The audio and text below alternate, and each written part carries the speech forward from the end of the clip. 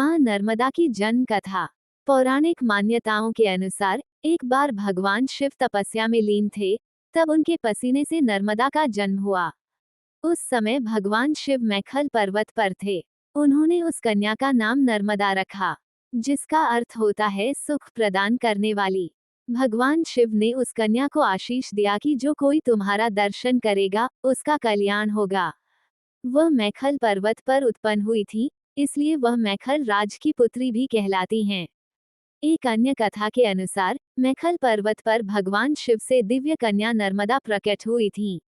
देवताओं ने उनका नाम नर्मदा रखा। उन्होंने हजारों वर्ष तक भगवान शिव की तपस्या की, जिससे भोलेनाथ प्रसन्न हुए। फिर उन्होंने नर्मदा को पापनाशिनी का आशीष दिया। साथ ही उनको ये भी वरदान मिला कि उनके तट पर सभी देवी देवताओं का वास होगा और नदी के सभी पत्थर शिवलिंग स्वरूप में पूजे जाएंगे।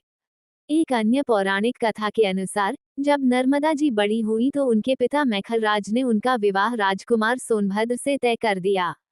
एक बाद उनको राजकुमार से मिलने की इच्छा हुई तो उन्होंने एक दासी को उनसे मिलने के लिए भेजा। वह दासी राजसी आभूषणों से अलंकृत थी, जिसे राजकुमार सोनभद्र नर्मदा समझ लिए। दोनों का विवाह हो गया।